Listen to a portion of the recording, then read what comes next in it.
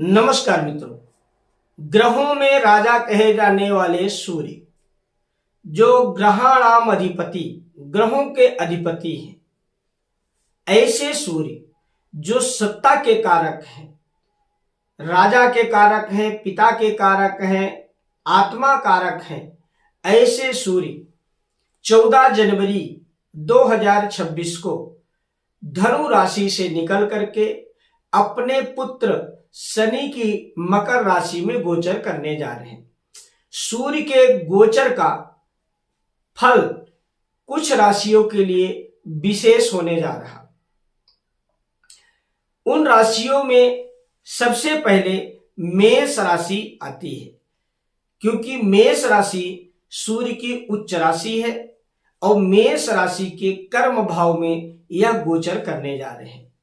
मेष राशि के लिए 2026 का जो समय है यह बहुत ही शुभ और बहुत तरक्की देने वाला साल है, क्योंकि इस समय अभी आने वाले कुछ समय में जनवरी फरवरी के बीच में कई ग्रहों का योग इसमें बनने जा रहा है, जिसका लाभ आपको पूर्ण वर्ष देगा।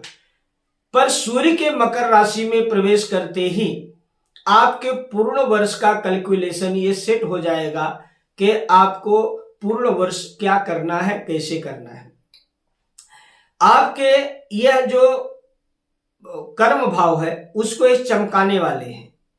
सूर्य आपके कर्म क्षेत्र को बढ़ा देगा, अचानक आपके काम करने की क्षमता को बढ़ा देगा। यदि आप कोई नेता मंत्री हैं, राजनीति से जुड़े हुए हैं, या राजा से किसी प्रकार का संबंध रखते हैं, सरकार से किसी भी प्रकार का संबंध रखते हैं, नौकरी करते हैं, या आप स्वयं कोई सांसद हैं, विधायक हैं, या और किसी भी प्रकार के राजनीति से जुड़े क्षेत्र में हैं, तो यह समय आपके लिए बहुत ही उत्तम होने वाला है। आप नौकरी कर रहे हैं, आपकी तरक्की हो जाएगी, प्रमोशन हो जाएगा। आप ट्रांसफर चाहते हैं, ट्रांसफर मिलेगी।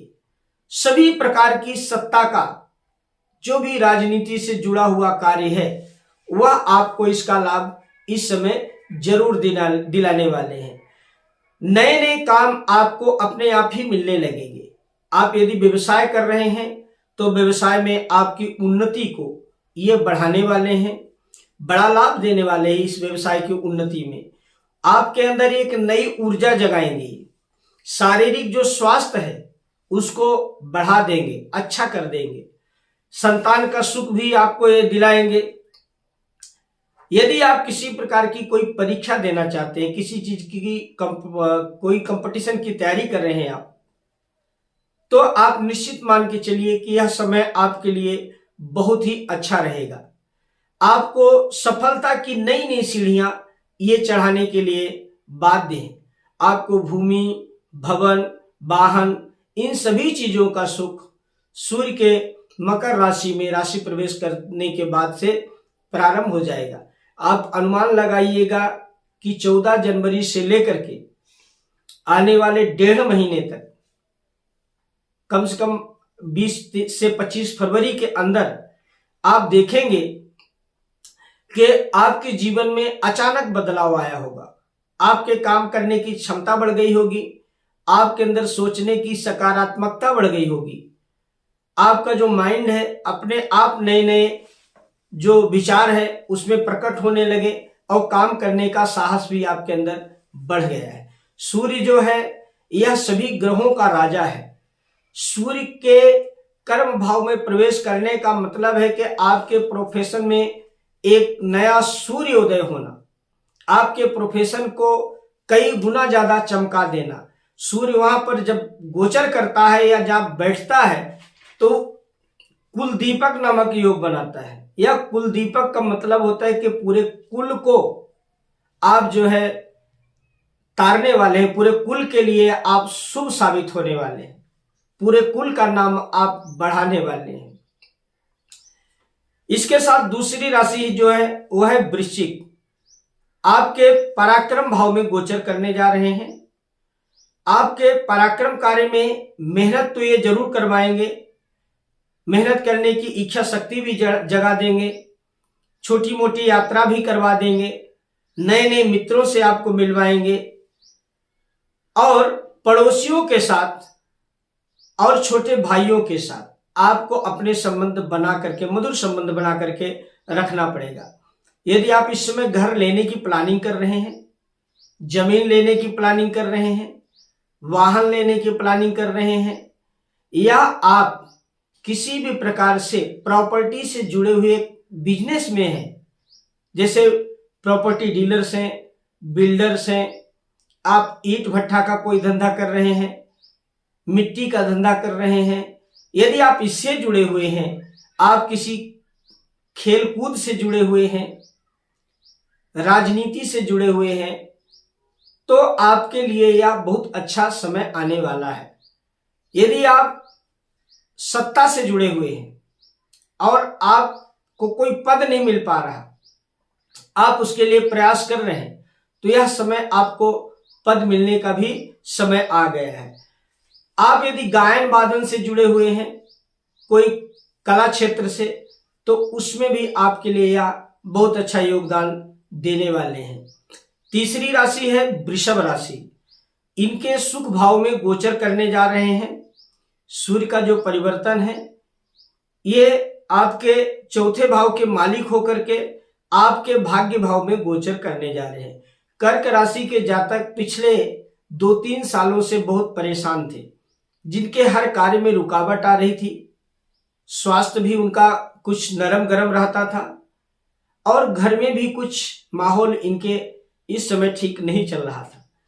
कुछ ग्रहों के गोचर के या कुछ ग्रहों के प्रभाव की वजह से अब तक ये समस्या आ रही थी। अब वो समस्याएं दूर होने का समय आ गया है। आपको ये भाग्य भाव में बैठने के बाद आपके भाग्य को चमका देंगे। आप यदि विदेश जाना चाहते हैं तो विदेश की यात्रा का योग भी बनाएंगे। आपके व्यवसाय में भी खर्च करवाएंगे, व्यवसाय के लिए खर्च करवाएंगे। हो सकता है आपसे कोई नया कार्य प्रारंभ करवा दे, नया बिजनेस प्रारंभ करवा दे, क्योंकि भाग्य में बैठ करके आपके पराक्रम को ये बढ़ा देंगे।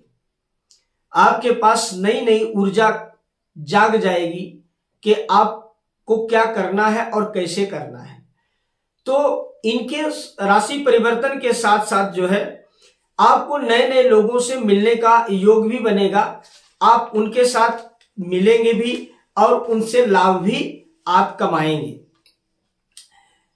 क्योंकि ये जो समय है यह कर्क राशि के जातकों के लिए भाग्योदय का समय है।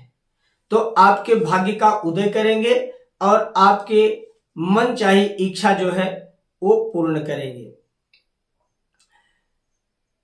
आप आती है धनु राशि। धनु राशि के जो जातक हैं, यह आपके भाग्य भाव के मालिक होकर के आपके धन भाव में यह गोचर करने जा रहे हैं सूर्य महाराज। तो जब धन भाव में गोचर करेंगे तो आपके रुके हुए जो कुछ अधूरे कार्य थे वह पूर्ण होंगे। हो सकता है सरकारी कुछ पेपर वर्किंग बाकी हो, आपकी जो काम रुका हो, ना हो पा रहा हो, इस समय हो जाएगा। आपके कुछ पेपर ऐसे भी हो जो न मिल पा रहे हो, वह मिल जाएंगे, मिलने का समय आ जाएगा इस समय, क्योंकि सूर्य धन भाव में जा रहे हैं। तो सरकार से जुड़े जितने मसले हैं, दस्तावेजों से जुड़े जितने मसले हैं, उनको आप अभी समय रहते हुए 1 महीने 1.5 महीने के अंदर अंदर कर लीजिए, तो ये सारे कार्य आपके पूर्ण होंगे। साथ में ही आपको वाणी को संभालना पड़ेगा, क्योंकि आपके वाणी में इस समय उग्रता आ जाएगी। परिवार का साथ तो मिलेगा, पिता की सेवा करें और परिवार के साथ एकता बना करके रखें, क्योंकि परिवार के बीच में ये थोड़ी सी कलह दे सकते हैं और आपको गले से ऊपर मुख संबंधी कोई पीड़ा दे सकते हैं, जैसे दांत दर्द हो जाए, कान दर्द हो जाए, गला दर्द हो जाए, आपको सर्दी बुखार की किसी तरह की और कोई चीज ऐसी आ जाए जो नजला इत्यादि हो, ऐसी चीजों से आपको थोड़ा सा तकलीफ दे सकते हैं। तो उसके लिए आप जो है सूर्य भगवान को अर्घ देते रहिए। सूर्य को अर्घ ऐसा भी सभी राशियों को, सभी लोगों को देना चाहिए। सूर्य एक ऐसे ग्रह हैं जिनसे प्रकृति की हर वो चीज पोषित होती है जो इस धरा पर है, इस धरती पर है। तो सूर्य को अर्घ्य सभी को देना चाहिए। तो मित्रों, यह वीडियो आपको कैसा लगा यह आप बताइए कमेंट करके। यदि आपको अच्छा लगा तो आप लाइक कीजिए, शेयर कीजिए, और आपको इसी तरह आगे भी हम ये जानकारी देते रहेंगे। नमस्कार।